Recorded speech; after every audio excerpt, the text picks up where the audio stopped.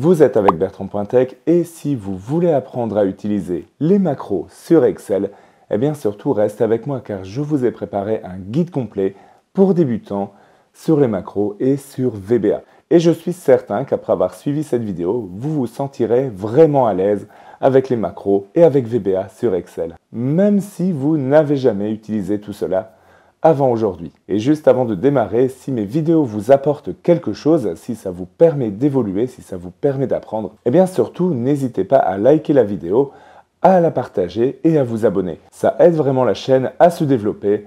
C'est quelques secondes qui me sont vraiment d'un grand soutien. Et à tous ceux qui le font, merci beaucoup. Partons donc maintenant ensemble à la découverte des macros et du VBA sur Excel.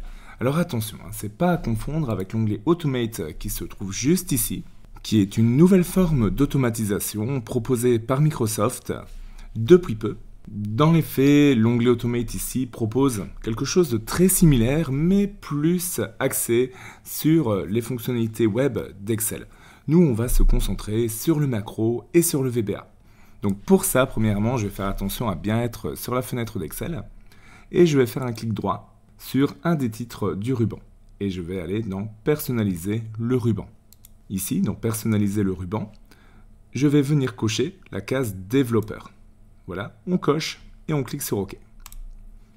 Vous avez à présent l'onglet Développeur qui s'affiche sur votre Excel. Alors avant de commencer, on va compléter quelques données, histoire de pouvoir opérer sur la feuille et de vous démontrer l'utilité des macros. C'est parti. Donc j'aurai le nom de l'élève, j'aurai le premier contrôle, le deuxième contrôle, et admettons un troisième contrôle. On va pas rentrer ici beaucoup d'informations, c'est juste pour tester. Et donc, on va mettre qu'on a Jean, il a eu 10 à son premier contrôle, 12 au deuxième et 15 au troisième. On a Pierre, qui a eu 15 au premier contrôle, 15 au deuxième et 12 au troisième. Enfin, on a Jo, qui a eu 18, 18 et 12. Et enfin, on a Tony, qui lui a eu 8, 12 et 7. On n'a pas besoin d'encoder beaucoup plus que ça, c'est juste pour avoir une petite base sur laquelle travailler. Il est maintenant temps de s'intéresser aux macros. Les macros, elles vous permettent d'automatiser tout un tas de choses et d'aller jusqu'à presque créer des petits programmes dans Excel. Il y a deux façons de créer une macro. La première, c'est de la coder en VBA, on verra ça plus tard. Et la deuxième, c'est de venir utiliser une fonction d'enregistrement de vos actions qui est disponible dans Excel. Donc, dans l'onglet Développeur, vous avez ce bouton Enregistrer une macro. Je vais cliquer dessus et à partir de là, Excel me demande quelques informations. Il me dit, bah tiens, c'est quoi le nom de ta macro? Je vais l'appeler prépa underscore fichier underscore point. Ensuite, à partir de là, je peux cliquer sur OK. À partir de ce moment, Excel va commencer à enregistrer ce que je fais dans le fichier. On va faire quelque chose de simple pour commencer. On va venir sélectionner la première ligne. On clique. On va aller dans Accueil et on va faire juste un peu de mise en forme. Je vais passer la couleur des cellules en bleu foncé. Je vais passer l'écriture en blanc. Je vais venir centrer mes cellules et je vais mettre en gras. Ensuite, je vais aller dans le menu Développeur et je vais cliquer sur Arrêter l'enregistrement. Ok, super, vous venez de créer votre première macro. Et maintenant que cette macro est enregistrée, la bonne nouvelle, c'est que partout dans votre classeur, vous pourrez y avoir accès. On fait une petite démo, on va aller cliquer sur le petit plus ici. On va rentrer du coup dans une nouvelle feuille de calcul. Je vais zoomer un petit peu. Et on va aller en A1 mettre encore une fois quelques titres. Titre 1, titre 2, etc. Titre 3. L'intérêt maintenant, c'est qu'en lançant ma macro, je vais pouvoir répéter les opérations que j'ai faites. Donc pour ça, je vais sur le bouton macro et j'ai ici toutes les macros qui sont disponibles dans mon classeur. Je choisis celle que je viens de créer et je clique sur exécuter. Et voilà, on voit qu'il a répété les opérations que j'ai faites sur ma première feuille. Il les a faites également ici sur la deuxième. Et ça vous permet de voir très rapidement la puissance des macros. Admettons maintenant que je souhaite enregistrer mon fichier. Donc je vais le faire, CTRL S. Et ce que je veux que vous notiez, c'est que l'extension va changer. Plutôt que d'avoir un .xls, vous retrouverez un .xlsm. Pourquoi? Parce que le format de fichier des classeurs Excel avec macro change. Donc XLSM, c'est le format de fichier Excel avec macro. Ce qui peut expliquer aussi que si vous travaillez sur un fichier qui est déjà créé auparavant, il vous demande de l'enregistrer sous un nom différent. On voit bien que l'icône ici a changé donc. Et ça vous indique qu'on utilise une feuille de calcul qui prend en charge les macros. Quand vous ouvrez le fichier une nouvelle fois, vous voyez qu'on a un avertissement de sécurité et que les macros ont été désactivés. Pourquoi? Parce que les macros, c'est aussi un moyen d'inclure des programmes malveillants dans vos fichiers. Donc faites toujours attention quand vous manipulez des fichiers avec macros. Vous devez faire confiance bien sûr à l'auteur du fichier. N'exécutez pas des fichiers avec macros que vous trouvez un peu partout sur le net. Ça peut être la porte ouverte à bien des menaces. Vous voilà prévenu. Ici, j'ai donc besoin de cliquer sur « Activer le contenu » pour récupérer mes macros. Voilà, comme ça, vous savez.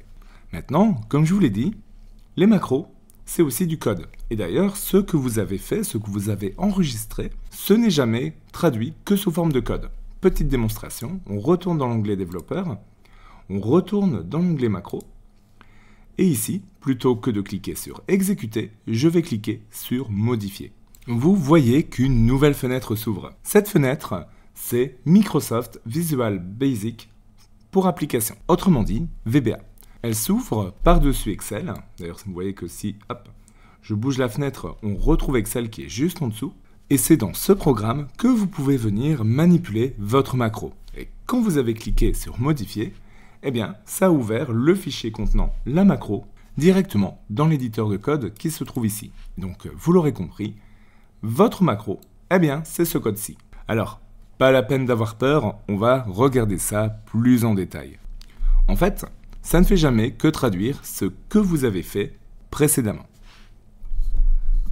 Donc, à quoi ressemble ce code? Eh bien, il va commencer par le mot-clé sub, qui est là pour dire OK. Après cet espace-là, on va créer une nouvelle macro. Ensuite, on a le nom de la macro qui représente celui que vous avez donné. On a une parenthèse ouvrante, une parenthèse fermante. Et on a tout le code de la macro. Tout ça se termine par endsub, le mot-clé end et le mot-clé sub. Et ensuite, eh bien, tout ce code-là, c'est toutes les actions que vous avez faites dans votre fichier et que vous avez enregistrées. On a utilisé ici une sélection, on a choisi la rangée de la ligne 1, et ensuite on a effectué différentes actions, comme changer la couleur de l'intérieur de nos cellules, ou encore comme changer la couleur d'écriture. Ok, et donc ça, ce n'est jamais que de la programmation. Si vous en avez déjà fait, ça devrait déjà plus ou moins vous parler. Si vous n'en avez jamais fait de votre vie, eh bien pas de panique, je suis là pour vous accompagner, pour vous guider. Et d'ailleurs, c'est ce qu'on va faire ici, on va commencer à apprendre ça doucement. Mais juste avant ça, je tiens vraiment à vous dire que on peut faire déjà beaucoup de choses avec la mécanique que je vous ai montrée précédemment, simplement en enregistrant vos actions. Donc, ce qu'on va faire quand on apprend à programmer, généralement, c'est qu'on crée un premier petit programme pour dire bonjour, pour dire Hello World, bonjour le monde. Et c'est ce qu'on va faire juste maintenant pour commencer à prendre tout ça en main. Donc là, ce que je vais faire, je vais placer mon curseur juste après le end sub, donc la fin de cette première macro, quelque part. On va cliquer ici et on va appuyer sur Enter.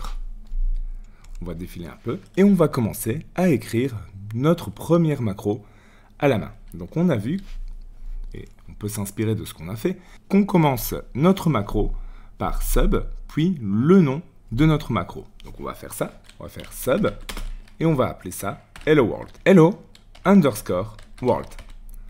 Le underscore ici est important. On a certaines conventions, et notamment, on va éviter d'utiliser un espace, par exemple ici. Et donc on va remplacer ça par un underscore. une parenthèse ouvrante, une parenthèse fermante, et on appuie sur Enter. VBA, il nous a bien aidé ici parce qu'il a complété pour nous le EndSub directement. Et ensuite, ce qu'on va faire, c'est qu'on va faire une tabulation. Pourquoi une tabulation? Parce qu'on va essayer de garder notre code ordonné. Comme ici, vous voyez, ça va faciliter la lecture.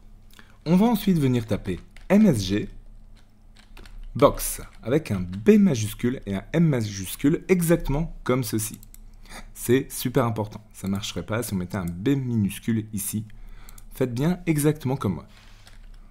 On va ensuite ouvrir une parenthèse et ouvrir un guillemet. On va marquer ensuite Hello World. Bonjour le monde. Et ensuite, très important, on va retaper un guillemet et on va retaper une parenthèse fermante. Ensuite, on va appuyer sur CTRL-S pour enregistrer. Ou on peut également appuyer sur le bouton enregistrer qui se trouve juste ici. Ok, eh bien, vous venez déjà de créer votre première macro. Pour en avoir la preuve, on va retourner sur Excel. Donc vous pouvez simplement aller dans la fenêtre du dessous ou alors venir changer dans la barre des tâches ou encore mieux, aller dans Affichage et choisir Microsoft Excel. À partir de là, je peux aller dans mon bouton macro et je retrouve le Hello World, la macro Hello World que j'ai codé moi-même. On clique sur Exécuter et on voit qu'Excel nous affiche une boîte de dialogue avec marqué Hello World dessus. On peut ensuite cliquer sur OK. Mais si on revient du coup maintenant sur VBA, eh bien, on peut se dire que même si cet exemple, il est simple, ça nous enseigne beaucoup de choses. Ça nous enseigne comment écrire nous-mêmes une macro, le cadre de base qui est nécessaire, avec le mot-clé sub, le nom de la macro, les parenthèses ouvrantes, les parenthèses fermantes, et le EndSub situé ici, juste en dessous. On voit d'ailleurs qu'il y a une ligne comme ça transversale qui apparaît en plein milieu de tout pour vraiment différencier ces deux macros. Intéressons-nous maintenant à ça. MSGBox, c'est quoi au final MSGBox? Eh bien, c'est le nom d'une fonction qui est déjà préexistante dans Excel. Alors, vous n'auriez pas pu le deviner, c'est moi qui vous le donne, il y en a plein d'autres, sachez-le. Et ces fonctions, comment elles s'utilisent? Eh bien, simplement en tapant le nom de la fonction, MSGBox ici, et ensuite en utilisant une parenthèse ouvrante et une parenthèse fermante. À l'intérieur, vous indiquez ce que vous voulez afficher dans cette boîte de messages. Et vous remarquez qu'on a mis Hello World entre guillemets. Pourquoi? Parce que le texte qu'on va manipuler, on appelle ça une chaîne de caractères, eh bien le texte qu'on va manipuler, on le met entre guillemets pour dire justement à VBA, ça c'est du texte. Croyez-moi, quand vous apprenez à programmer avec n'importe quel autre langage, etc., même en dehors d'Excel, une des premières choses que vous faites très souvent, c'est de faire un Hello World pour comprendre le fonctionnement du langage. Alors, ce qui est très important aussi, quand vous programmez, comme j'ai dit, c'est qu'il y a des règles à respecter. MSGBox, par exemple, c'est le nom de la fonction, il ne peut s'écrire que comme ça. Si on avait MSGBox en minuscule, qu'est-ce qui se passerait? Peut-être d'ailleurs que certains d'entre vous n'ont pas prêté attention et on fait ça. Je vais enregistrer. Et ici, voilà, c'est plutôt pratique. On a vu que VBA, il l'a mis comme ça, directement pour nous. Vous voyez, hop, MSGBox, pendant l'enregistrement, il s'est dit « Ah, c'est une erreur, et donc, je vais la corriger. » Maintenant, admettons que je l'ai mis avec deux O. MSGBox. CTRL-S. Là, je vois pas d'erreur. Mais si j'appuie sur Exécuter, donc le petit bouton vert qui se trouve juste ici, il me dit « Erreur de compilation, sub ou fonction non définie ». Je clique sur OK. Et il m'indique où? Vous voyez ici la flèche jaune. Il me dit « OK, là-dedans, il y a une erreur. Attention, ce n'est pas ici que l'erreur se situe. Non, non, non. Par contre, je refais. Il est venu ici en évidence. Donc c'est là que se situe l'erreur. Donc j'enlève le MSGBox et je réappuie sur la petite flèche verte qui est ici. Et là, en fait, cette flèche verte, ça nous permet de l'exécuter directement dans Excel. Et là, vous voyez que ça fonctionne. Il met bien OK. Donc c'est un petit raccourci qui vous fera gagner pas mal de temps, cette petite flèche verte. Je rajouterai que quand on programme, c'est super courant de faire des erreurs. Et ça fait partie du processus tout simplement. Maintenant, on va passer à un exemple un petit peu plus parlant. Je vais me mettre à la fin de cette fonction et je vais appuyer sur Enter. Peut-être même 2 fois pour vraiment bien séparer. Et ici, je vais créer une nouvelle macro. Je vais créer sub et je l'appelle ensuite prépare underscore feuille underscore de underscore point. Ok, vous l'avez compris, on donne un nom bien spécifique à la macro. On ouvre et on ferme une parenthèse, on appuie sur Enter. Vous voyez qu'automatiquement, VBA a ajouté le nsub, exactement comme tout à l'heure. Et cette fois-ci, ce que je vais faire, je vais utiliser cette macro pour préparer déjà le nom des colonnes. Donc pour ça, je vais utiliser range.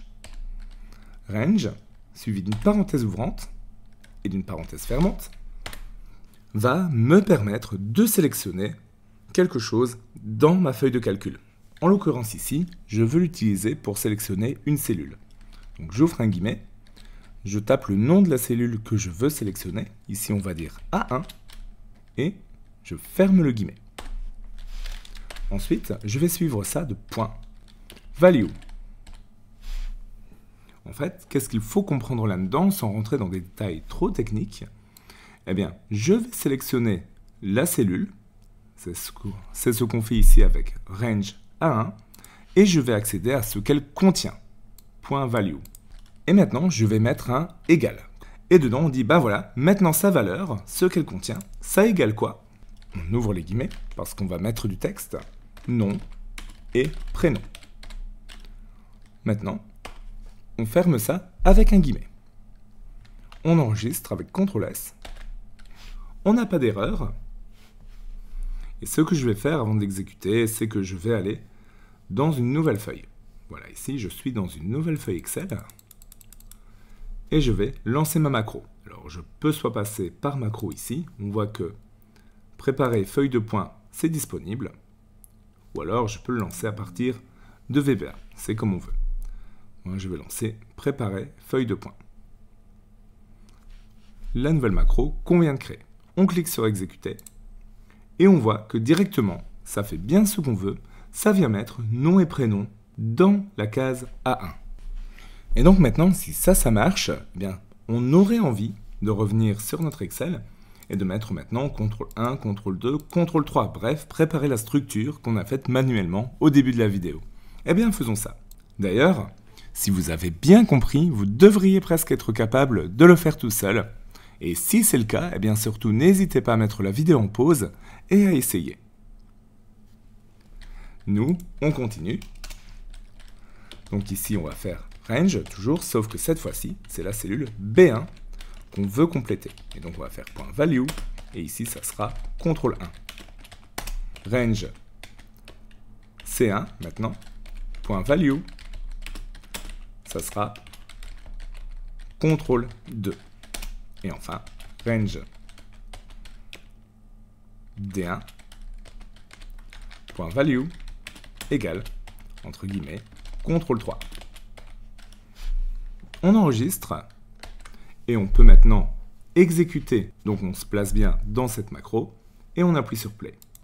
Si je reviens maintenant dans Excel, on voit qu'on a nom et prénom, CTRL 1, CTRL 2 et CTRL 3.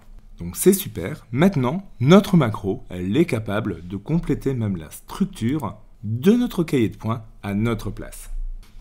Et donc, on pourrait ici faire quelque chose de très complet, vu qu'on a d'un côté la macro qu'on a écrite nous-mêmes, qui nous permet d'avoir la structure, et d'un autre, on a celle qui nous permet de mettre ça en forme. Ok, bah pas de souci, allons-y. On va retourner sur VBA. En fait, et ça c'est assez intéressant pour le savoir, quand je vous disais que, bah voilà, il n'y a pas besoin de trop se prendre la tête, surtout au début, bah quelque part, le code pour faire tout ça, on l'a déjà ici. Vous voyez qu'on a déjà tout ce code-là, que Excel a écrit pour nous au final. Ce qu'on a fait plus tôt dans la vidéo. Et on pourrait simplement faire un clic droit, faire copier, venir ici, faire Enter, et faire un CTRL-V. Ou un clic droit, coller. Ça revient à la même chose. Et voilà, maintenant, je peux enregistrer ça et revenir sur Excel. Je vais de nouveau créer une feuille. Et cette fois-ci, macro. Et on va utiliser prépare feuille de points. J'exécute.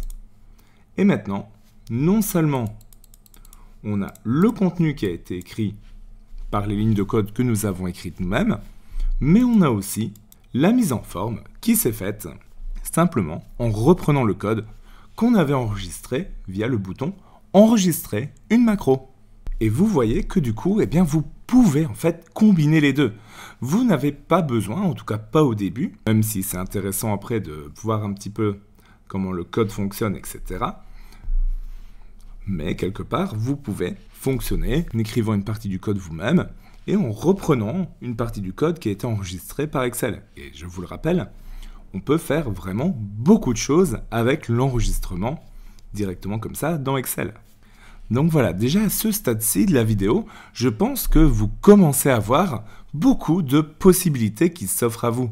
Et maintenant que nous avons bien progressé et que vous commencez à comprendre le fonctionnement général de tout ça, eh bien c'est l'heure de fermer l'application et de fermer notre classeur. Ici, je vais enregistrer et ce que je vais faire maintenant, c'est relancer un nouveau classeur. Tout ça pour vous montrer que maintenant, ici, avec ce que nous avons fait, si je vais dans l'onglet développeur macro, eh bien, je retrouve 0 de mes macros que j'ai créés. Pourquoi ? Car quand nous avons créé notre macro, enregistré une macro ici, eh bien, on a choisi de l'enregistrer dans ce classeur. Maintenant, ce que nous pourrions faire, c'est, plutôt que d'enregistrer dans ce classeur, le créer dans un classeur de macros personnel. Je clique dessus et je vais recréer une macro Hello World. Je clique sur OK. Et ce que je fais ici, simplement, c'est que je vais marquer manuellement moi-même Hello World dans la cellule A1. On appuie avec Enter et ensuite on clique sur Arrêter l'enregistrement. Et maintenant, je vais quitter ce classeur. Quand je quitte, eh bien, vous voyez que Excel me dit que j'ai apporté des modifications au classeur de macros personnels et que si je clique sur Enregistrer, les macros, elles, seront disponibles la prochaine fois que vous utiliserez Microsoft Excel. Donc je clique sur Enregistrer. Par contre, ce que je vais faire, c'est que je vais créer une nouvelle fois un classeur Excel. Cette fois-ci, si je vais dans l'onglet Développeur et que je tape Macro, eh bien, je retrouve ma macro Hello World, qui en fait, elle, a été enregistrée dans mon classeur de macros personnel. C'est un classeur que vous ne voyez pas, mais dans lequel les macros sont enregistrés. Donc ça, c'est vachement intéressant. Du coup, celle que j'enregistre à cet endroit, eh bien, je peux y accéder depuis n'importe laquelle de mes feuilles de calcul Excel. Et ça peut être super utile. Donc, à vous, en fait, quand vous créez une macro, de vous demander, bah tiens, cette macro, est-ce que j'en ai besoin au final que dans ce classeur-ci? Ou au contraire, est-ce que c'est une macro que je peux, au final, avoir le besoin de réutiliser dans d'autres classeurs? Dans ce cas-là, enregistrer dans votre classeur de macro personnel, comme nous l'avons fait juste ici, et vous l'aurez toujours à portée de main. Notez, avant d'aller plus loin, que vous avez également, dans l'onglet développeur, un bouton insérer qui se trouve juste ici. Quand je clique dessus, vous voyez que vous pouvez insérer différents contrôles de formulaire. Et ces contrôles, en fait, ils sont intimement liés aux macros. Vous voyez ici, par exemple, j'ai un bouton. Eh bien, je peux cliquer sur bouton. Et mon curseur, maintenant, se transforme en une petite croix qui me permettra de tracer un bouton, justement. Donc, je vais le tracer ici. Hop. Et vous voyez que directement, une fenêtre s'ouvre avec affecter une macro. Donc, je peux choisir une macro ici dont je dispose déjà, donc celle qui est enregistrée dans mon classeur Excel par exemple de macro, et je clique ensuite sur OK. Et bien voilà, maintenant ce bouton 1, quand je vais cliquer dessus, voilà je vais effacer ici, et quand je vais cliquer dessus, et bien vous voyez que ça exécute directement ma macro. Donc ça peut être quelque chose de très utile. Je peux aussi faire un clic droit, et choisir modifier le texte, voilà ici, pour modifier le texte et plus l'appeler bouton 1, mais par exemple, dire bonjour. Je clique ailleurs pour valider le changement. Maintenant, prenons un peu de recul sur ce que nous avons fait. Donc, quand on a enregistré notre macro précédemment, la macro Hello World, pour mettre Hello World en A1, eh bien, on s'attendait à ce comportement. On est en A1, on clique sur dire bonjour et ça affiche A1, et vous voyez que directement, ça sélectionne la cellule A2. Pourquoi ? Car, comme je vous l'ai dit, quand vous allez cliquer sur enregistrer une macro, Excel va enregistrer précisément ce que vous faites. Or, quand je l'ai lancé, j'étais déjà en A1. Donc, ce que Excel s'est dit, c'est « Ok, il est dans une cellule. » On clique sur « Enregistrer une macro. » Et à ce moment-là, il s'est dit « Ok, il est dans une cellule et j'ai marqué « Hello World » dans la cellule. » Et ensuite, j'ai appuyé sur « Enter » pour choisir en fait la cellule qui était juste en dessous. Eh bien, c'est ce qu'on a fait ici. C'est ce qu'on a fait en A1. Quand on a lancé l'enregistrement, en tout cas chez moi, c'était déjà sélectionné. J'ai marqué Hello World, j'appuie sur Enter. Et donc du coup, ça le place en A2, ce qui explique le comportement de ma macro Hello World. Quand je clique ici, je clique sur dire bonjour, vous voyez que ça me met Hello World dans la case qui était déjà sélectionnée et ça me vient me mettre en A2. Et en fait, c'est très différent, on va le voir, que si j'avais ici commencé à enregistrer une macro, là, on va dire Hello World underscore 2, que je vais enregistrer aussi dans mon classeur de macro personnel, je clique sur OK. Et là, j'ai lancé l'enregistrement. Ce que je vais faire, et vous allez voir la différence, je vais cliquer sur A1, et là seulement, je vais marquer Hello World. Et ensuite, je vais appuyer sur le bouton Valider d'Excel. Maintenant, j'arrête l'enregistrement. Et bien là, ça va être très différent. Regardez. Je delete ici le contenu de ma cellule A1, je me mets n'importe où, et je lance Hello World 2. J'exécute, et vous voyez que là, par contre, ça me met le contenu en A1. Et c'est un détail sur lequel je voulais vraiment attirer votre attention quand vous utilisez l'enregistreur de macro. Essayez de faire des actions qui sont le plus génériques possible, entre guillemets, et le plus proche de ce que vous voulez faire. Si vous voulez un bouton qui met « Dire bonjour » dans la cellule qui est sélectionnée, alors à ce moment-là, sélectionnez la cellule, puis seulement enregistrer la macro. Si vous voulez faire un bouton « Dire bonjour » qui vous dit « Bonjour » uniquement dans une cellule précise, à ce moment-là c'est l'inverse, enregistrez la macro et seulement sélectionnez la cellule. Parce que Excel va interpréter ça différemment. D'ailleurs, on peut aller voir les différences au niveau du code et on verra bien que la différence, justement, elle est là. Alors, pour aller voir, justement, mes macros qui sont dans mon classeur de macros, ce que je peux faire, c'est aller dans Visual Basic. Cette commande ouvre directement Visual Basic pour application. Et vous voyez qu'ici, j'ai mon projet, mon classeur 1, celui que je viens d'ouvrir, ici à gauche, et que j'ai un VBA Project personal.xlsb. C'est ce fameux classeur partagé entre tous mes fichiers Excel. Là, je peux ouvrir le dossier module, situé juste ici, et je vois que j'ai module 1, module 2. Je vais ouvrir module 1, et ici, on retrouve justement la première macro qu'on a utilisée. Je vais double-cliquer sur module 2. Vous voyez que, ici à l'intérieur, je peux avoir plusieurs fenêtres ouvertes, c'est utile si je veux comparer. Et on voit bien justement du coup les différences ici. On voit que du coup, il a dit Active Cell, d'accord? Donc, cellule active. Et on voit d'ailleurs du coup comment obtenir la cellule active dans le code. Vous voyez que c'est aussi comme ça qu'on apprend. Et c'est ça dont il modifie au final la valeur. Si je viens sur le deuxième, là comme j'ai cliqué après l'enregistrement, il dit OK, là je suis sûr, j'ai sélectionné A1, donc range A1.select, c'est exactement ce qu'on a fait. Et d'ailleurs, dans le premier exemple, après j'avais cliqué ailleurs, j'ai fait un coup d'Enter, ce qui a amené la sélection au A2, eh bien il l'a mis ici, il a dit range A2.select. OK?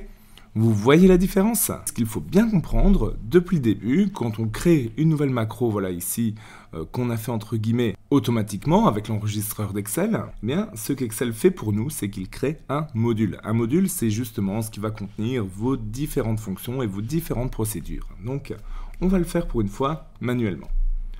Je vais aller sur VBA Project classeur 1, c'est le classeur qui est ouvert actuellement, un nouveau classeur que j'ai ouvert pour cette partie. Et cette fois-ci, je vais faire un clic droit dessus, et je vais choisir Insertion, et je vais choisir Module. On a à présent un nouveau module vierge. Ce qu'on a fait jusqu'à présent, c'est créer des macros avec sub, plus le nom de la macro, une parenthèse ouvrante, une parenthèse fermante et un end sub. Et bien ça, dans les faits, c'est une procédure. Maintenant, ce qu'on va créer, c'est une fonction. La fonction, elle est différente parce qu'elle va pouvoir retourner quelque chose, retourner une valeur, en fait, quand elle sera exécutée. C'est ça la différence essentielle avec une procédure. Donc, je vais créer function. Vous voyez, on commence par function plutôt que par sub. Et on va créer une fonction dire bonjour. Donc, je vais l'appeler bonjour, comme ça en majuscule. Je vais ouvrir et fermer la parenthèse, ça ne change pas. Et maintenant, ce qu'on peut faire, c'est retourner une info. Et ça, par convention, VBA, c'est qu'on retourne une information quand on réécrit le nom de notre fonction, donc bonjour ici, suivi d'un égal. Là, je vais mettre une chaîne de caractères, je vais mettre bonjour tout le monde, avec un point d'exclamation, et je ferme la chaîne de caractères avec un guillemet fermant. Je reviens sur Excel. Si je vais dans macro, je vois que je n'ai pas justement cette macro bonjour. J'ai nom de la macro, voilà que j'ai fait ici pour le petit exemple, hein, c'est ce qu'on voit ici. Voilà, elle contient rien, donc ça ferait rien, mais cette fonction bonjour, elle n'est pas dispo. On voit la macro, mais on ne voit pas le bonjour. Pourquoi? Parce que du coup, cette fonction, c'est devenu une fonction personnalisée que je peux appeler comme n'importe quelle autre fonction dans Excel. Donc si je viens ici, en 1 par exemple, et que je mets égal bonjour, eh bien on voit que c'est disponible. Voilà. Si je faisais égal si, par exemple, hein, vous voyez, hop, là mon égal bonjour, il est disponible comme une fonction qui serait nativement dans Excel. J'ouvre et je ferme la parenthèse, et j'appuie sur Enter. Et on voit que ça m'affiche bonjour tout le monde, bien la valeur qui est retournée par ma fonction. Donc c'est ça la différence entre une procédure. Une procédure, elle ne va rien retourner. Elle ne pourra pas être appelée comme ça. Ce sera vraiment la définition même de macro. Ce que je pourrais faire, c'est un msgbox qui contient bonjour tout le monde. On va profiter de ces deux exemples-ci et surtout d'être parti dans une bonne lancée sur le code pour continuer et commencer à s'intéresser de plus en plus près à VBA et à la programmation. Alors la première chose que je vais faire ici, c'est que je vais renommer du coup ma procédure nom de la macro. Je vais donner ça juste pour l'exemple en dire bonjour. N'oubliez pas toujours avec un underscore qui est ici. Ça va être très important. Pourquoi? Ça ne va pas changer grand-chose dans les faits, mais au moins, ça sera clair par rapport à notre utilisation. Et ça, c'est vraiment un des meilleurs conseils que je peux vous donner en programmation. Utiliser des noms qui sont très clairs quand vous en avez le choix, comme c'est ici le cas, quand vous devez créer une nouvelle procédure ou une nouvelle fonction. Et maintenant, ce que je veux découvrir avec vous, c'est la notion de variable. C'est quoi une variable?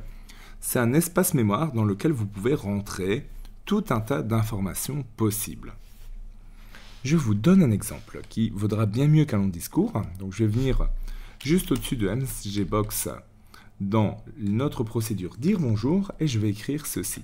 Dim message as string. Alors, eh bien, qu'est-ce que ça veut dire ça? Ça veut dire qu'on a créé un espace mémoire qui s'appelle message qui contiendra une chaîne de caractères, du texte. En programmation, Une chaîne de caractères, c'est ce qu'on appelle un string. String, c'est une traduction pour chaîne. Et donc, vous avez compris le rapport avec chaîne de caractères. Quand on déclare une variable, dans certains langages, et c'est le cas ici, on doit dire ce qu'elle contiendra. Donc là, on doit lui dire, ok, eh bien, message, ça sera une chaîne de caractères. Mais ce n'est pas tout ce qu'on doit faire avec. Non, non, non. On doit aussi lui dire ce qu'elle contiendra. Et donc, le message, du coup, on sait que c'est une chaîne de caractères, eh bien, on va lui dire, c'est égal à bonjour tout le monde. Et la différence maintenant, c'est que mon MSGBox, ma fonction MessageBox, je peux venir l'enlever avec, voilà, comme ça, et dire que ce que je veux dire dans mon MessageBox, c'est mon message. Ok? Vous voyez la différence? On va tester ça, j'appuie sur Play, et vous voyez que ça fonctionne toujours aussi bien. Sauf que c'est quoi la différence? C'est que j'ai stocké ça dans un espace mémoire, dans une variable. Ici, on peut dire que quelque part, j'ai écrit 3 lignes plutôt qu'une. Mais vous en verrez très vite l'intérêt. Par exemple, si je souhaite réutiliser ce message, eh bien, je peux refaire un MSGBox et réécrire message.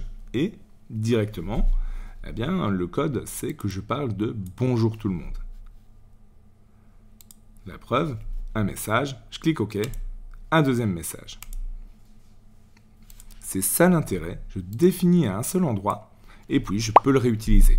Mais ça peut aussi faire une sorte de tampon entre deux opérations. Et du coup, plutôt que d'avoir un message général qu'on a codé vraiment ici dans l'application et qu'on met dans cette variable, ce qu'on peut faire, c'est demander à l'utilisateur un message qu'il voudrait transmettre. Ou du moins son nom, comme ça on pourra lui dire « Bonjour » suivi de son nom. On va commencer du coup. Et pour ça, on va utiliser une autre fonction en VBA. Et cette fonction, c'est InputBox. Donc on avait MessageBox qui permet d'envoyer un message à l'utilisateur et InputBox, lui, va me permettre de récupérer une information. Et pour ça, on va mettre ce que doit contenir la boîte de dialogue. On va mettre quel est votre nom. Et on va exécuter ça. On voit bien qu'il demande quel est mon nom. Là, j'ai marqué Bertrand et je vais faire OK. Et je vois que j'ai toujours bonjour tout le monde. Pourquoi? D'ailleurs, je l'ai 2 fois. Donc, le 2 fois, on va l'enlever. On va enlever le deuxième qui ne sert à rien. C'était vraiment pour la démo au niveau de l'utilité de ces variables. Mais à aucun moment, du coup, on a mis le résultat de cette InputBox dans une variable. Et c'est ce qu'on va faire maintenant. Donc, message, plutôt qu'être bonjour tout le monde, on va l'enlever. On va dire que message, c'est égal à InputBox. Au résultat, du coup, qui sera rentré par l'utilisateur. On teste ça. On a quel est votre nom? Bertrand. Et je fais OK. Et on voit que le résultat, du coup, me donne Bertrand dans la MessageBox qui s'affiche. Donc, vous avez compris, du coup, l'utilité de la variable.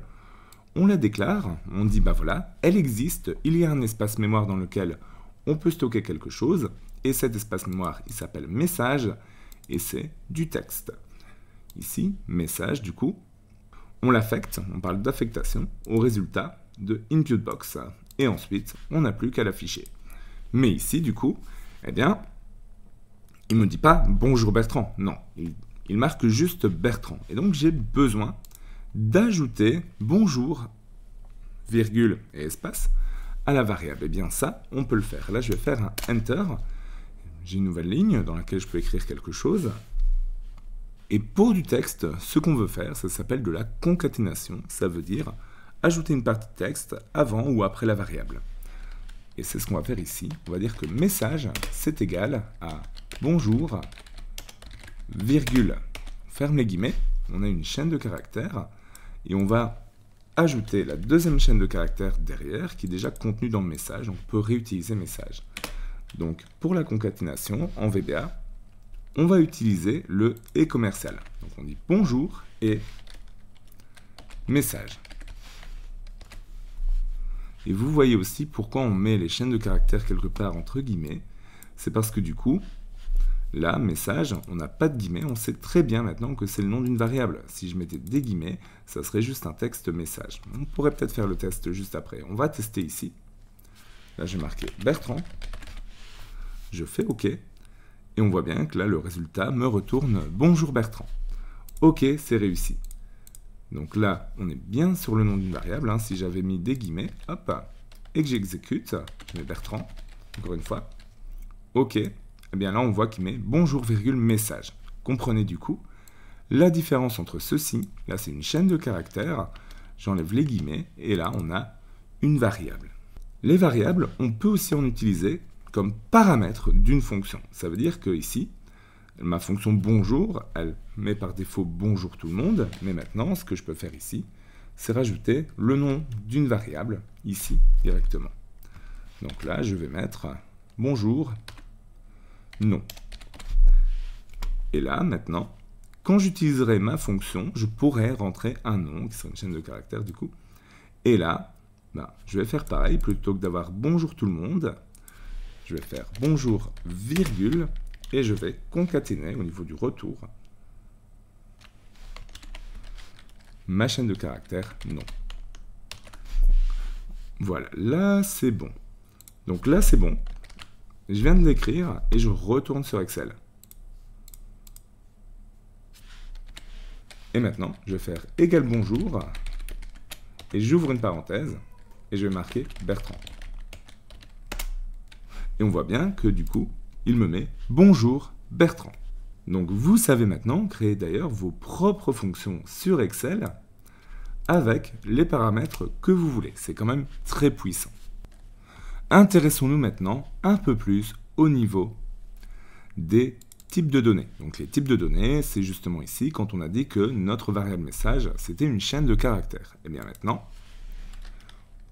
on va créer une petite procédure, et cette petite procédure, ça serait une procédure addition. Alors ça a vraiment peu d'intérêt de la faire en réalité, parce qu'une addition, c'est déjà disponible de base dans Excel.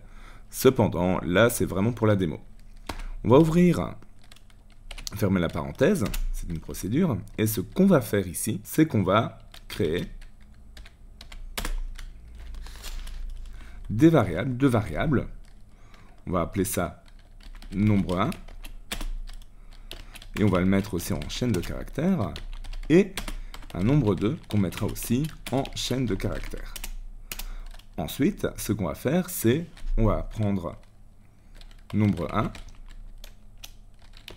Et on va dire que c'est égal à 5. Et nombre 2, c'est égal à 10. Alors vous voyez que le nom des variables, c'est comme le nom des procédures ou le nom des fonctions. On ne va pas les séparer par un espace, parce que sinon VBA va comprendre qu'il s'agit de deux choses différentes. C'est pour ça que je colle comme ça. Et maintenant, j'ai envie de dire que je veux faire en fait une addition. Ça c'est inclus directement de base dans VBA. Et du coup, je vais faire un MSGBox de nombre 1 plus nombre 2. Qu'est-ce que ça va nous faire ça?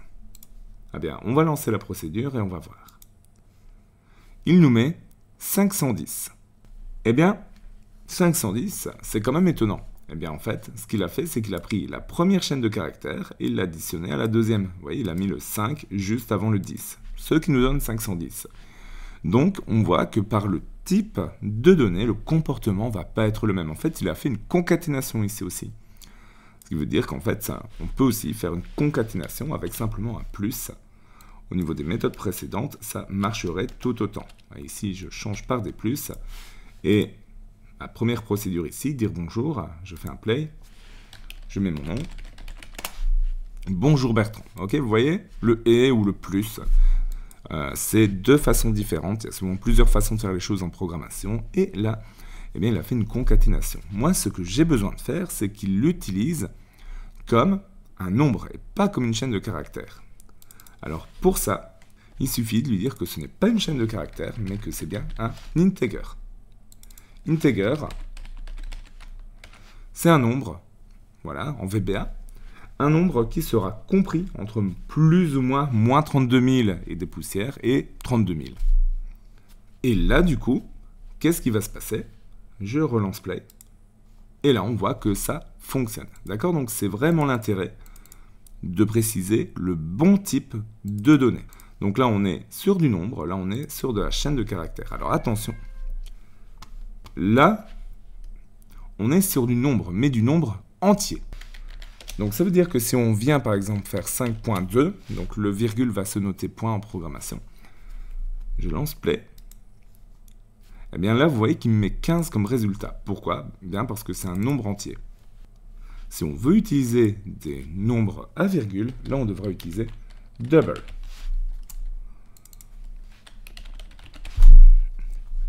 Et ici, là, ça va fonctionner. Vous voyez, 15,2. Là, ça marche. Alors attention, encore une petite précision ou deux. Donc là, j'ai fait une addition, mais je peux aussi, nativement, dans les nombres, faire une division, faire une soustraction, ou faire une multiplication. Il n'y a pas de souci avec ça.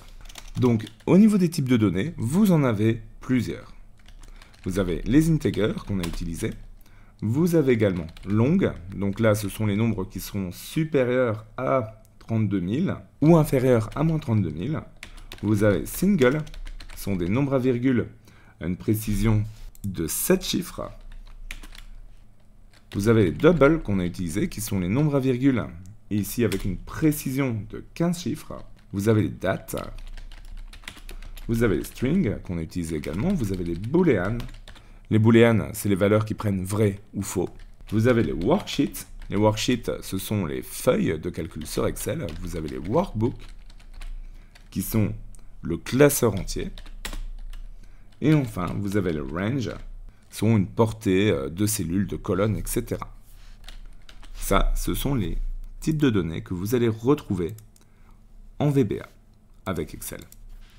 Aussi, regardez bien, je les ai mis tous entre guillemets simples. Pourquoi j'ai fait ça? Eh bien, pour mettre un commentaire. C'est quoi un commentaire au final? C'est une ligne de code qui sera ignorée dans VBA. Ici, si ça c'était du code, ça aurait aucun sens et ça ferait planter le système. Et donc, le commentaire, eh bien, ça me permet d'être ignoré. Et l'utilité première, c'est de venir rajouter des explications dans votre code. Et c'est ce qu'on peut faire de façon assez récurrente, ça peut vous aider à mieux comprendre. Par exemple ici, je pourrais mettre création des variables. Et toujours entre guillemets simple. D'ailleurs, on le voit, c'est en vert. Ça sera ignoré, mais au moins, ça rend le code plus lisible. Ici, ça serait affectation des variables. Et ici, ça serait affichage de la somme.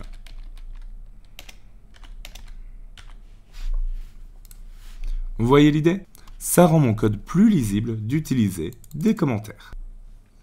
Parlons à présent des structures de contrôle dans votre code. Alors, on va commencer avec la structure conditionnelle. Et pour ça, on va d'abord faire un petit exercice ici, comme si on le faisait traditionnellement avec le égal si. Le égal si, c'est la formule conditionnelle dans Excel même. Et donc, du coup, on va partir sur une température. Admettons 20 degrés. Et ce qu'on va dire, c'est égal si. On fait un test logique sur cette cellule et on regarde si c'est inférieur à, admettons, 15 degrés. Si c'est le cas, on va dire qu'on va mettre un pull. Si pas, on va dire qu'on va mettre un t-shirt. Il fera plus de 15 degrés, donc c'est plutôt pas mal au niveau du temps. On ferme la parenthèse, on appuie sur Enter. On voit que ça fonctionne. 20 degrés, j'ai un t-shirt. 10, j'ai un pull. Ok, on va faire maintenant exactement la même chose sous forme d'une fonction personnalisée en VBA. C'est parti, on ouvre VBA. Alors ici, j'ai effacé tout le code précédent parce que voilà, pour s'y retrouver un petit peu mieux, ce n'est jamais que des exemples que je vous donne pour comprendre les notions. On mettra tout ça ensemble après. Ce que je vais faire, du coup, c'est une fonction personnalisée. Donc ça, vous savez déjà le faire. On va faire function et on va mettre une fonction qui s'appellera fonction vêtement. Cette fonction vêtement, elle va recevoir une température. On va appeler cette variable temp.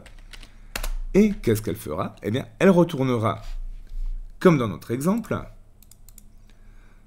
pull si c'est inférieur à 15 degrés. Si pas, elle retournera t-shirt. Eh bien, on va coder la même chose en utilisant la structure conditionnelle. Et donc, c'est parti. On va commencer par le mot-clé if.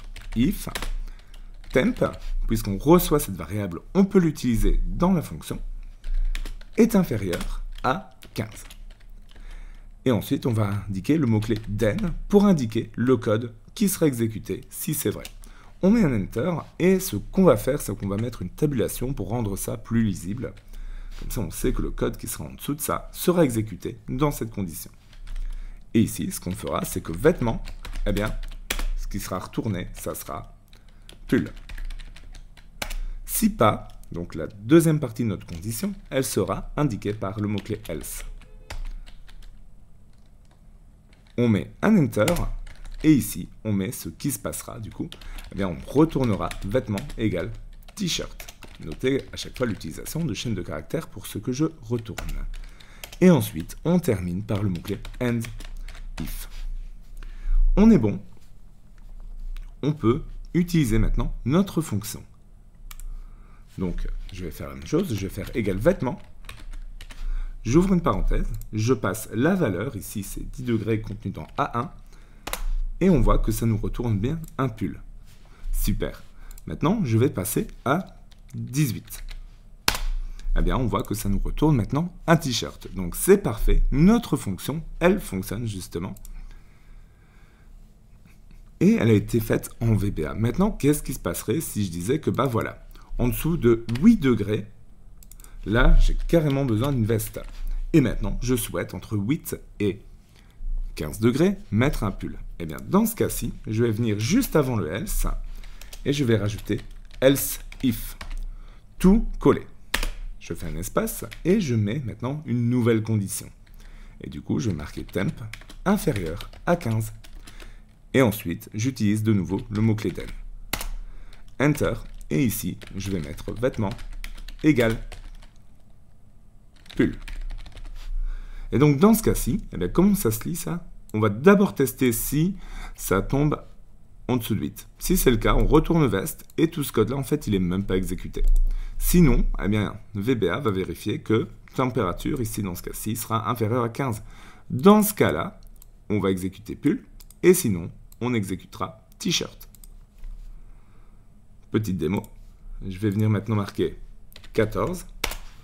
On voit bien qu'il nous retourne un pull, et je vais maintenant mettre 7.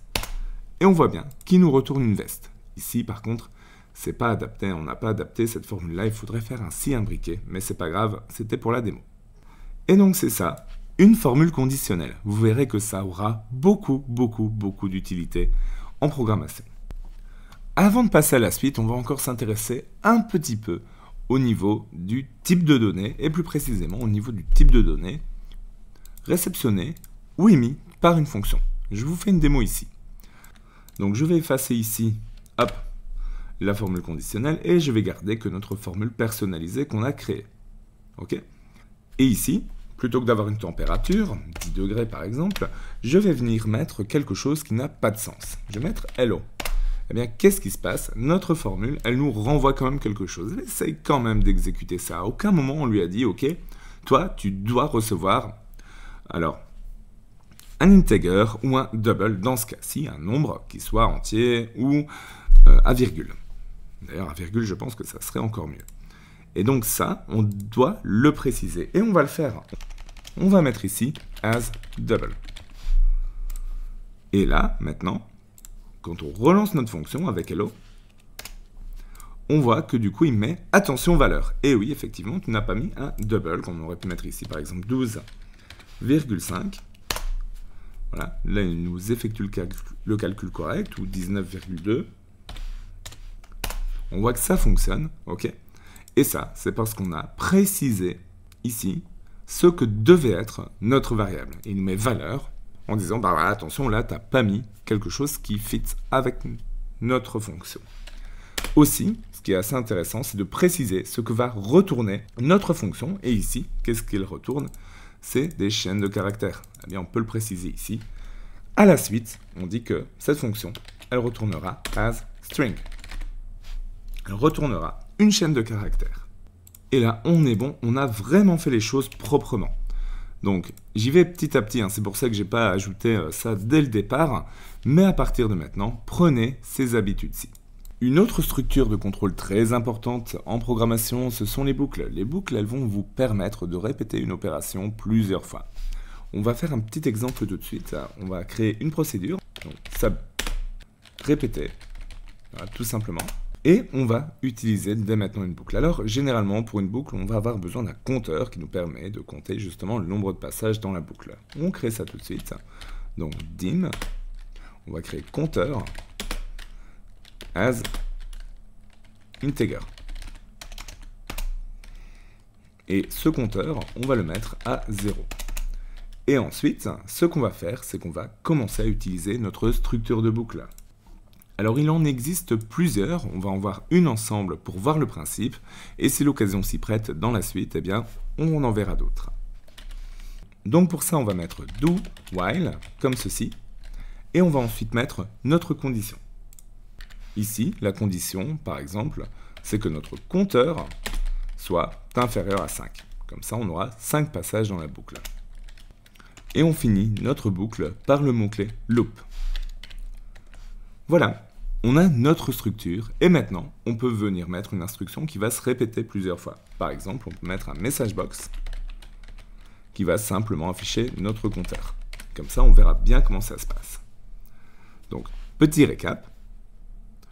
On crée un compteur, et ensuite ce compteur, on l'utilise dans une boucle, et on lui dit que tant que le compteur il est inférieur à 5, eh bien, on affiche un message box. Alors attention, si on fait ça, et là c'est la petite erreur qu'on pourrait faire, on va avoir une boucle infinie.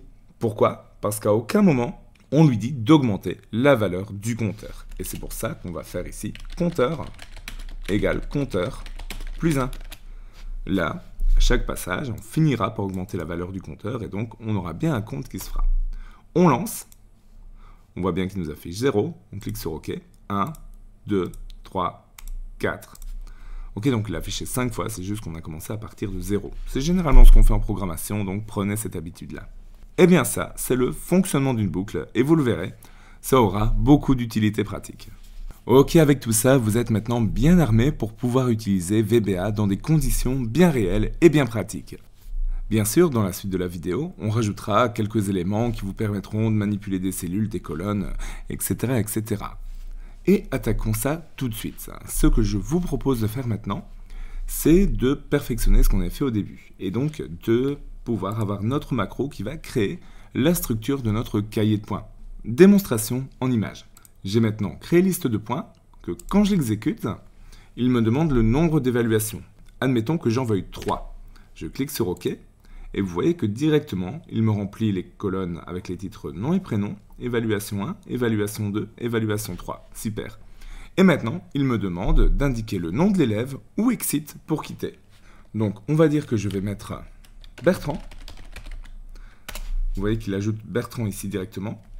Et qu'à la suite, si je rajoute un autre étudiant, admettons Tony, je fais OK. Il le rajoute à la suite. Et quand j'ai terminé, je fais exit. Et j'ai ma structure qui est maintenant prête. Ok, on voit maintenant comment on fait ça. Ok, on est parti. Et la première chose que je vais faire, forcément, c'est créer ma procédure. Créer liste. Point. C'est une procédure, donc pas d'argument. Et donc maintenant, on va procéder par étapes. La première chose que je dois faire, c'est savoir le nombre d'évaluations que je souhaite obtenir. Et donc pour ça, je vais faire dim. Je vais créer une variable. Nombre éval, et ça sera un integer. Ça sera bien un nombre entier. Et ce nombre d'évaluations, j'ai besoin de savoir combien. Alors pour ça, je vais faire un coup de nombre éval égale quoi? Eh bien égale input box indiquer le nombre d'évaluations. Donc à partir de là, j'ai le nombre d'évaluations. Donc ça c'est super.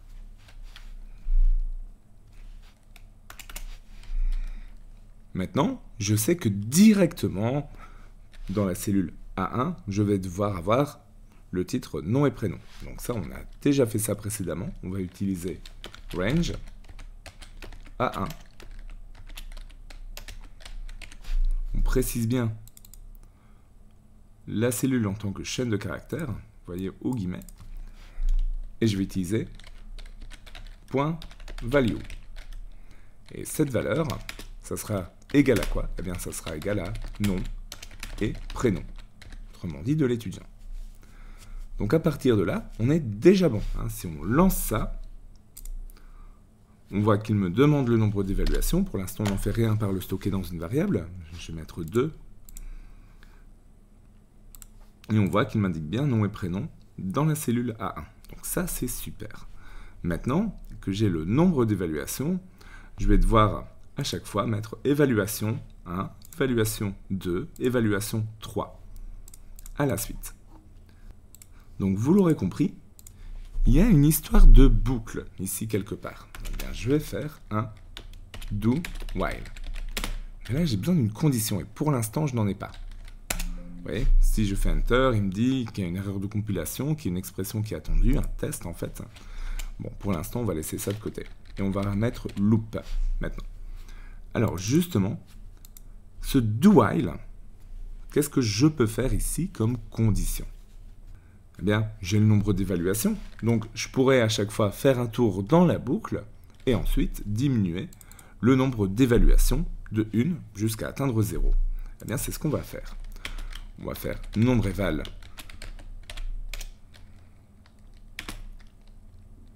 supérieur à 0. Tant que le nombre d'évaluations sera supérieur à 0, on va passer dans la boucle. Là, il râle plus, il est content. Et maintenant, ce qu'on va faire, c'est qu'à chaque fois qu'il sera passé dans la boucle, eh bien, notre nombre d'éval, il sera égal à nombre d'éval moins 1. À la fin de chaque passage dans la boucle. Donc là, c'est bon. Et on évite les boucles infinies. Donc les boucles infinies, si jamais vous avez l'erreur, il faudra faire un CTRL-ALT-DELETE sur Excel. Maintenant qu'on a ça, ce qu'il va nous falloir, c'est de passer de colonne en colonne pour venir marquer évaluation, évaluation, évaluation. OK. Alors pour ça, je vous montre une nouvelle fonction dispo directement dans VBA et c'est Cells. Cells va prendre deux paramètres qui seront séparés par une virgule, l'index de la rangée et l'index de la colonne. Ça veut dire que si on repasse sur Excel, ici, index de la rangée, ça sera la 1, index de la colonne 1. Ici, index de la rangée 1, index de la colonne 2. OK? Oui, 1, 3, 1, 4. Vous avez compris le concept. D'ailleurs, VBA vous donne une petite aide ici, un petit peu comme Excel. Et donc, on sera toujours à la rangée 1 pour indiquer ça. Par contre, là, ça va varier. Alors, comme ça va varier, on aura besoin d'une variable. Donc, cette variable, ça sera notre numéro de colonne. Numéro colonne. Pour l'instant, je ne l'ai pas.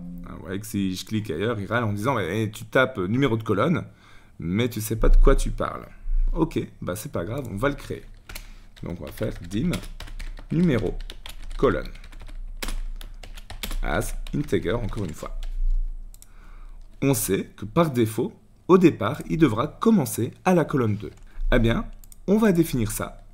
À la suite de nombre éval, on va dire que numéro colonne, par défaut, eh bien, ce sera la numéro 2. On va être bon. Mais tout ce qu'on aura besoin de faire maintenant, c'est d'accéder du coup à la valeur de la cellule. Cette méthode va nous permettre en fait de sélectionner une cellule. Donc on va faire .value. Et ici, pour l'instant, on va juste mettre contrôle. Après, on améliorera pour mettre contrôle 1, 2, 3, etc. Mais testons d'abord si ça marche. Play. Je lui demande 3 évaluations. Et on voit du coup que ça ne marche pas. Il l'a mis qu'une seule fois. Pourquoi? Eh bien, parce qu'on n'a pas bougé ce numéro de colonne. Donc, il exécute bien 3 fois le code, mais à chaque fois, numéro colonne, il reste à 2. Et ça, c'est un problème. Donc, du coup, ce que je vais faire, avant de quitter la boucle, encore une fois, je vais augmenter numéro de colonne. Donc, on sait qu'il aura écrit contrôle à cette colonne-là. Et donc, numéro colonne, ça sera égal à quoi? Ça sera égal à numéro colonne plus 1. On enregistre. On relance ça. 3, Et là, ça fonctionne. Ça, c'est pile poil ce qu'on voulait. Maintenant, ce qu'on aimerait bien avoir, c'est CTRL 1, CTRL 2, CTRL 3. Alors, comment on va faire ça maintenant? Eh bien là, c'est pareil. Il nous suffira d'un numéro d'évaluation, par exemple. Donc, on va faire de même. On va créer une variable numéro eval et on va l'utiliser comme étant un integer. Pas de souci. On passe ensuite en numéro eval. Ben, on sait qu'on commencera à l'évaluation à 1, puis à la 2, à la 3, etc. Et donc du coup, maintenant, je n'ai plus qu'à venir concaténer ici au niveau de contrôle. Donc contrôle plus numéro eval. Et enfin, c'est pareil, à chaque passage de la boucle, on aura besoin d'augmenter notre numéro eval.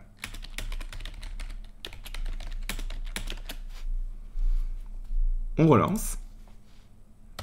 3 contrôles. Et là, il nous dit qu'il y a un problème, une incompatibilité de type. Pourquoi? Parce que ça, c'est un integer. Et ici, on essaye d'additionner justement contrôle, qui est une chaîne de caractères, et numéro eval, qui est un integer. Et donc ça, pour lui, c'est pas possible. C'est pas possible, sauf si on précise précisément à VBA qu'on veut vraiment concaténer. Et là, du coup, on va pas utiliser le plus, on va utiliser le et commercial. On relance. Et là, vous voyez que ça fonctionne. Ok? Donc ces incompatibilités de type, on ne va pas additionner des pommes et des poires. Voilà, il faut le comprendre. Il y aura des erreurs que vous ferez certainement à cause de ça, donc il faut vraiment bien le comprendre. Par contre, le éperluette qui est ici indique vraiment à VBA que je ne vais pas faire une addition là, entre les deux et ça ne marchera pas de toute façon. Je vais utiliser le et commercial ici pour concaténer. C'est ça la différence. Et donc là, on est bon. Et vous voyez que ça fonctionne. Et je vous encourage vraiment à garder dans un coin de votre tête ce sales qui est ici et la façon dont ça fonctionne parce que ça peut être vachement utile. Maintenant, il ne nous reste plus qu'à faire une dernière chose et cette dernière chose, c'est de faire en sorte de pouvoir encoder directement à la suite le nom des étudiants. Alors là, on va utiliser un autre type de boucle, comme ça permettra de voir un petit peu comment ça fonctionne, c'est le do loop. En fait, le do loop, c'est quoi la différence? C'est qu'il ne contient pas, contrairement au do while, de conditions pour terminer la boucle. Il faudra l'indiquer nous-mêmes. Et donc, je me dis que c'est vraiment l'occasion de vous montrer ça par la même occasion. Et vous verrez que du coup, on va combiner ça avec une structure if. Donc, ce qu'on va faire à chaque passage dans la boucle, c'est qu'on va commencer par créer une variable. Ça veut dire que on va créer dim le nom de l'étudiant, voilà, nom élève. Et lui, ça sera une chaîne de caractères. Ensuite, eh bien, on va demander à l'utilisateur le nom de l'étudiant. Et donc, on va venir ici. Et ce qu'on va faire, et je pense que vous commencez à comprendre, c'est que nom élève, ça sera égal à un input box. Et cet input box, ça sera quoi? Ça sera veuillez indiquer le nom de l'utilisateur, de l'étudiant. Voilà. Ou Q pour quitter. Voilà. Et donc, vous l'aurez compris, à chaque fois l'utilisateur il va indiquer le nom, et puis il indiquera un Q majuscule pour quitter justement la boucle. Et ça, maintenant, on a besoin de venir traiter ça. Ça veut dire que on va faire une condition.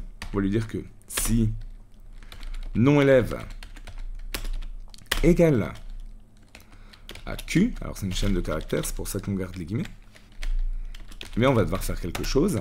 Et ce quelque chose, c'est quoi? Ça sera exit do. Je vous conseille d'ailleurs, quand vous utilisez ce type de boucle, de toujours commencer par la condition de sortie pour ne pas tomber dans des boucles infinies. Sinon, il faudra relancer Excel. Et on va faire un end-if. On va déjà voir si ça fonctionne. On fait un play. On indique le nombre d'évaluations. On va dire 4. On voit que ça marche. Et vous voyez que là, on peut tester. On va mettre par exemple Bertrand. Pour l'instant, ça fait rien, on n'a pas traité ce cas-ci, mais si on met Q majuscule, là, on quitte la boucle, et c'est parfait. Donc, il ne nous reste plus qu'à traiter le cas où on met un prénom, et donc, du coup, hop, on encode. Alors, là aussi, vous verrez qu'on aura besoin d'un numéro de ligne, parce qu'on va commencer à A2, puis on va enchaîner sur A3, A4, A5, A6, etc., tant qu'on encode des prénoms d'étudiants. Donc, on revient. Et si on sait qu'on aura besoin de ça, autant le créer tout de suite. À la suite, la déclaration de variable, je vais créer un numéro. On a un numéro de colonne, on va créer un numéro de ligne, et ça sera aussi un integer. Ce numéro de ligne, on sait que il sera égal par défaut à 2, vu qu'on va attaquer la deuxième ligne.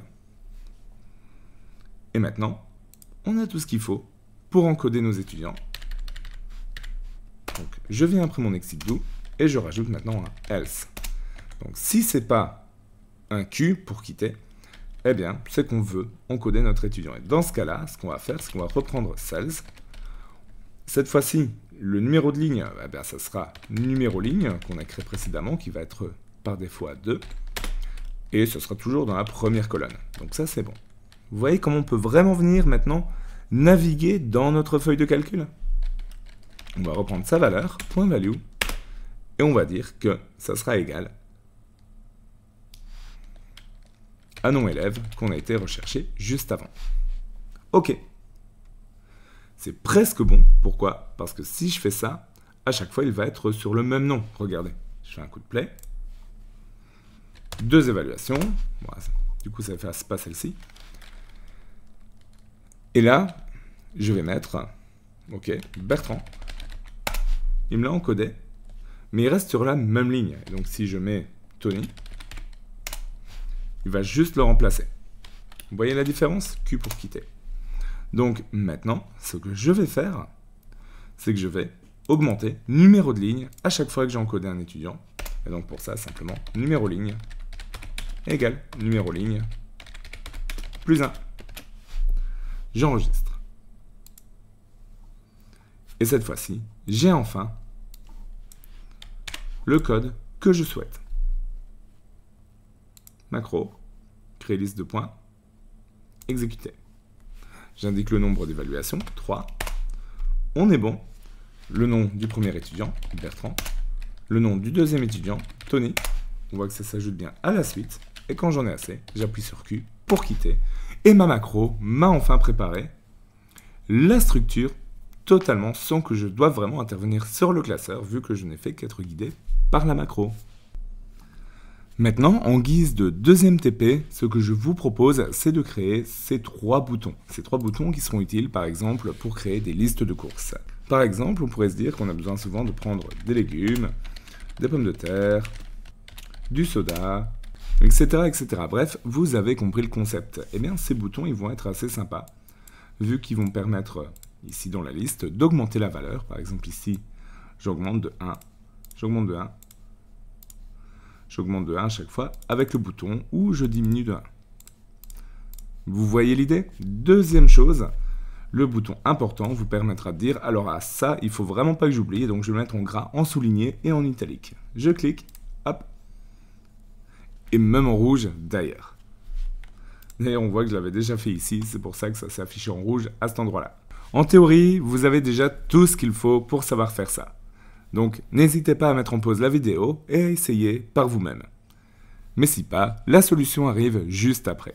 Donc pour ça, je vais partir d'abord d'une cellule, admettons celle-ci, et je vais marquer quelque chose qui sera important. Et ça, je le fais bien avant de commencer à enregistrer ma macro. Et d'ailleurs, je laisse cette cellule-là sélectionnée avant d'enregistrer ma macro. Donc ça, c'est vraiment 2 choses importantes pour faire ce qu'on veut. Je clique sur enregistrer une macro et je vais l'appeler contrôleur important. Et je l'enregistre dans ce classeur. Je fais OK. Maintenant, la macro, elle enregistre. Et je vais dans accueil sans toucher, vraiment sans toucher à ma sélection ici. Je mets en gras, en italique, en souligné et en rouge. Voilà, comme ça on voit vraiment que c'est important. On peut même augmenter un peu la police. Et maintenant, c'est tout. Je reviens dans Développeur, j'ai toujours pas touché à ça. Et je clique sur Arrêter l'enregistrement. Je vais dans mes macros. J'ai bien Contrôleur important. Et je clique sur Modifier. Ok, c'est super. J'ai le code qui se trouve ici, dans le module 2, sub contrôleur important. Ok, parfait. Ça, c'est déjà la première méthode. Je peux déjà la greffer sur un bouton. Faisons ça. Développeur, insérer, bouton. Et dans mes contrôleurs ici, ça sera le bouton important. Donc je trace le bouton, je choisis contrôleur important et je clique sur OK. Et là, je viens modifier le texte. Je clique et hop, important. Maintenant, on va repasser dans VBA.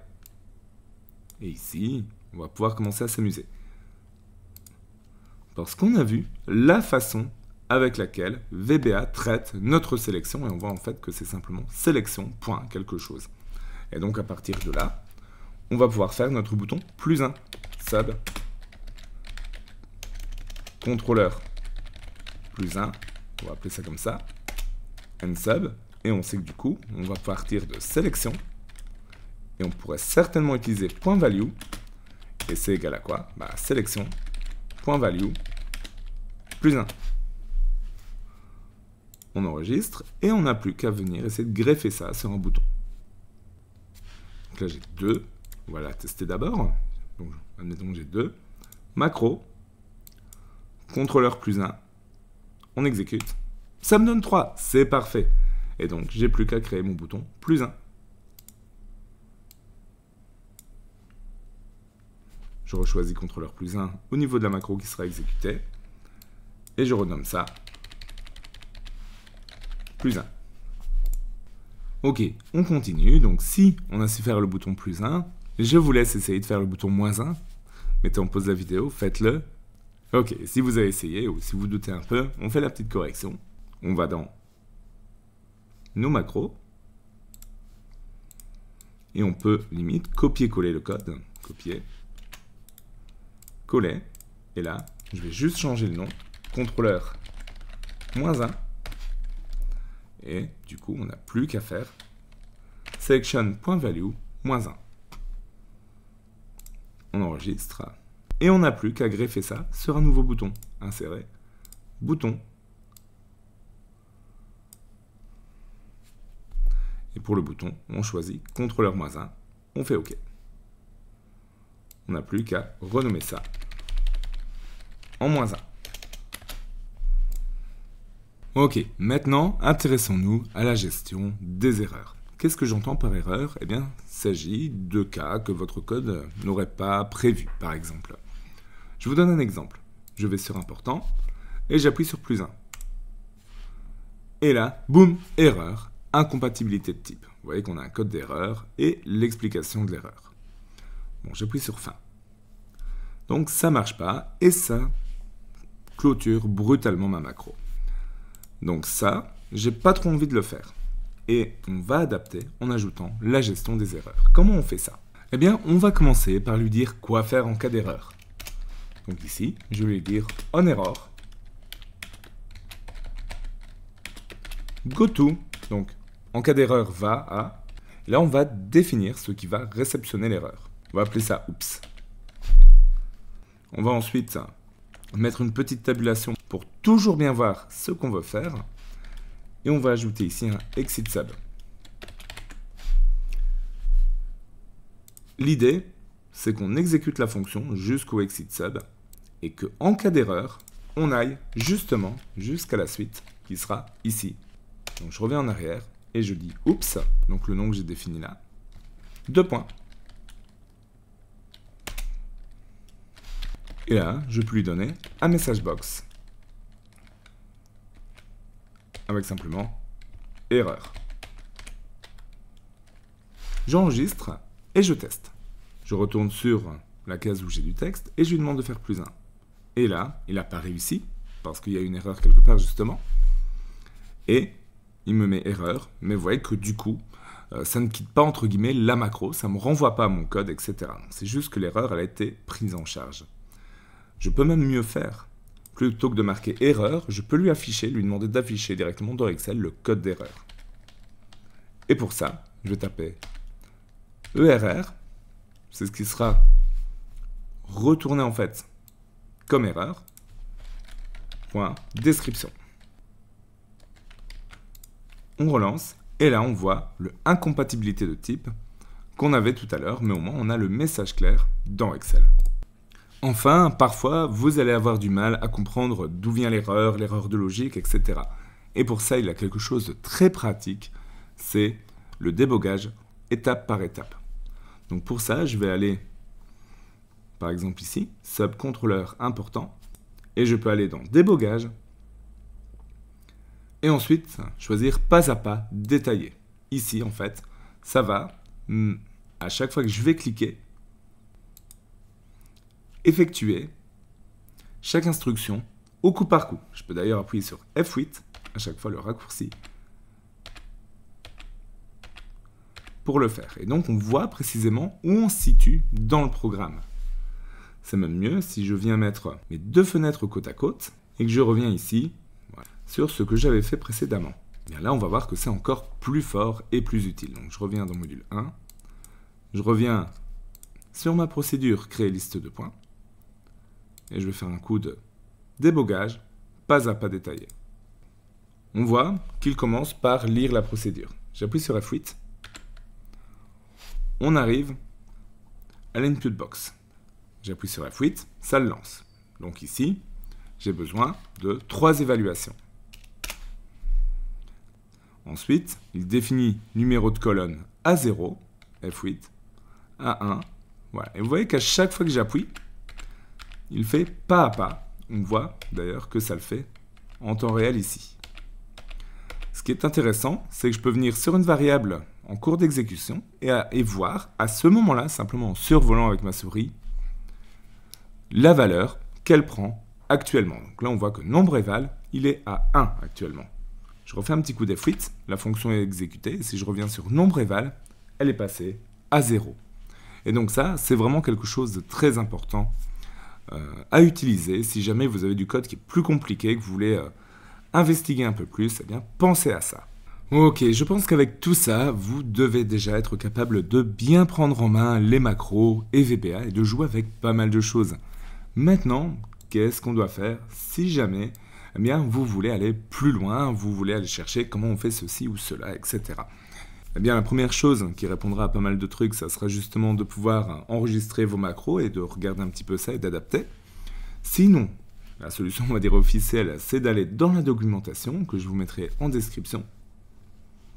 Ici, dans cette documentation, vous voyez, dans Références, je dispose de tout ce que je peux manipuler au niveau d'Excel. Des concepts de base, ainsi que, voilà, ici, de tous les éléments que je pourrais manipuler. Donc là, par exemple, j'ai pris les worksheets, et j'ai une doc qui me donne plein d'exemples, et tout ce que je peux faire avec.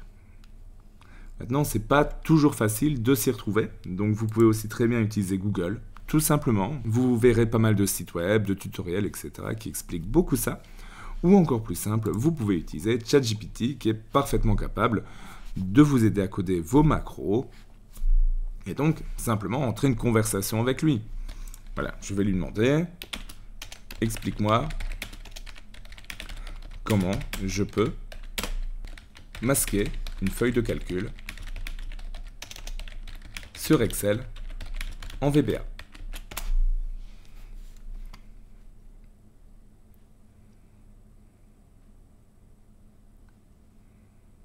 Et ici, ChatGPT m'explique ça avec des exemples de code que vous êtes maintenant parfaitement capable d'intégrer. Le Copilot de Microsoft arrive aussi sur Excel et donc devrait aussi vous permettre de faire ça naturellement. Et voilà, c'est déjà tout pour aujourd'hui. J'espère que cette vidéo vous aura apporté beaucoup, que vous vous sentez maintenant à l'aise avec VBA et que vous vous sentez maintenant à l'aise avec les macros. Si c'est le cas, eh bien surtout n'hésitez pas à me le dire dans les commentaires, n'hésitez pas non plus à partager la vidéo, n'hésitez pas non plus à la liker et à la faire découvrir à vos amis. Nous, on se retrouve très bientôt pour de prochaines vidéos. À la prochaine!